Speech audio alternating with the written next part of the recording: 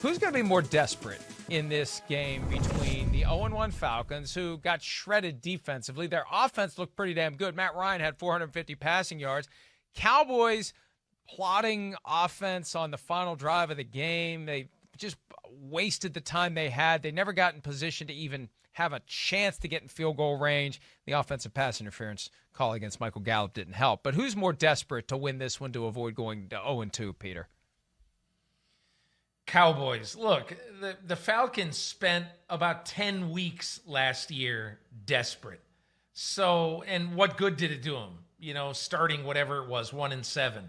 So they were desperate a whole bunch of weeks in a row. In my opinion, Mike McCarthy, this is one of the games when you look at the schedule that the Dallas Cowboys, I wouldn't say, hey, they really should win. I would say they have to win. Because they don't have the hardest schedule in the league, but this is one of those games that you've got to win. And it's one of those games your offense has to get healthy. And I guess I look at it and say, you have got to get an advantage on this secondary, because to me, the Atlanta secondary is where Dak Prescott, CD Lamb, and these guys, they have got to make hay. Because this is not a great secondary. They're rebuilding their cornerback core. And this is a game that Mike McCarthy has got to pull out some of his tricks that he and Jim Haslett and his crew studied in Green Bay for a year.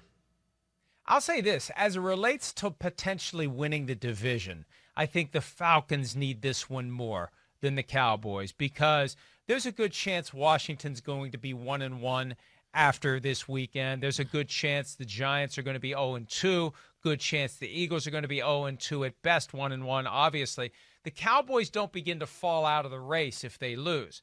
If the Falcons lose, the Saints are most likely going to be 2-0. That's when you start to fade away too early in the season. Now, as it relates to this funky new wild card chase, I'd say the Cowboys are a little more desperate, because that 7th spot, Peter, is going to be huge. You don't want to go down in the tiebreaker with the Falcons in the event that the Cowboys are jockeying for position for those final 3 spots. But as it relates to winning a division, I think the Falcons need this one more.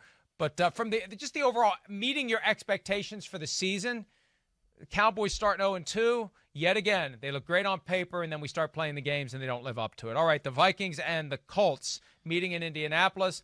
Both teams 0-1. A lot of people thought the Colts would be a Super Bowl contender coming out of the AFC. The Vikings, I thought, would win the division. I don't think that after seeing what Aaron Rodgers did to them. Who is more desperate to get that win and avoid falling to 0-2? Indianapolis, because there's already coming out of this game.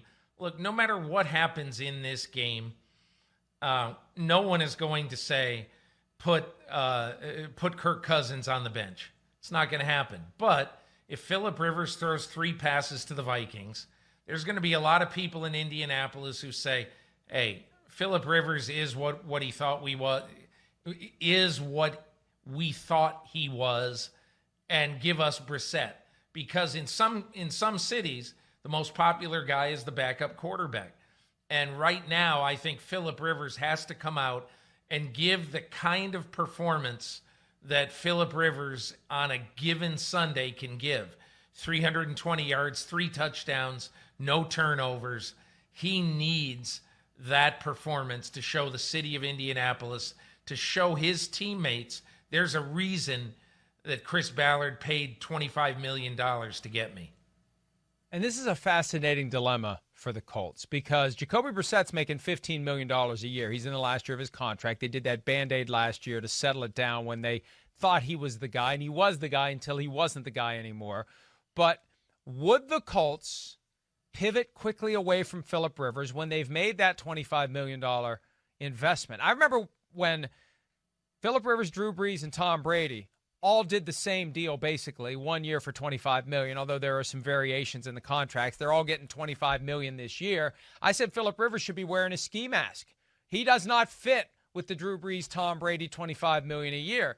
And if the Colts struggle out of the gates, will they factor in the investment in Phillip Rivers to justify giving him another chance. And, the best way to approach football is if you made a mistake, don't double down, admit the mistake and move on. And, yeah, the Vikings don't have to worry about Kirk Cousins getting benched because plan B is Sean Mannion. That's not happening. But when you got Jacoby Brissett making $15 million, and you know what he did last year, he took the team to a 5-2 record before he got the knee injury and was never the same after that. Peter, I agree with you. At some point, sooner rather than later, you're going to have people clamoring for Brissett to be under center if the Colts just can't win games with Phillip Rivers. It's not 2 weeks. It's 5 weeks. It's, Frank Reich is not going to, unless it's an absolute abject disaster, they're not going to think about that yet. They're going to give Phillip Rivers a real legitimate chance to pilot this team to the playoffs. And if 5 or 8 games in, it's not happening, and they're 3 under 500 or whatever, then I could see them pulling the plug. But it's way, way too early to think about that. These two teams not these two teams. This quarterback faced the Vikings in December when he was with the Chargers, and he threw 3 interceptions. Now, that was a Chargers home game, which meant it was a Vikings road home game overtaken by Vikings fans. So different circumstances now and different defense for the Vikings. The pass rush, not nearly as potent with Danielle Hunter injured, Everson Griffin gone, Yannick Ngakoue nicked up in the first game and really wasn't able to contribute. The defensive backs, a bunch of young guys where Mike Zimmer is rolling the dice. So the opportunities should be there for Phillip Rivers in the passing game. He should be able to navigate it without throwing in interceptions. If he does, though, Peter, whether it's week 5, week 2, week 3, week whenever, it's not going to be too early to come to the conclusion that Phillip Rivers may be stuck around 1 year too long, that it's just not there for him anymore. And the 2 interceptions against Jacksonville were very, very concerning. We'll see what he can do against the Vikings. But, I agree with you. The Colts are a little more desperate. And I think from the Vikings standpoint, I don't say you can see the division title based on one game.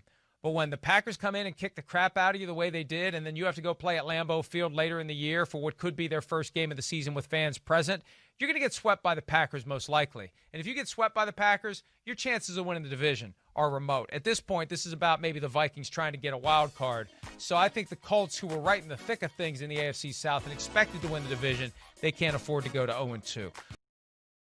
Hi, I'm Mike Tirico, and thanks for watching. Make sure to hit subscribe for the latest news and highlights from NBC Sports.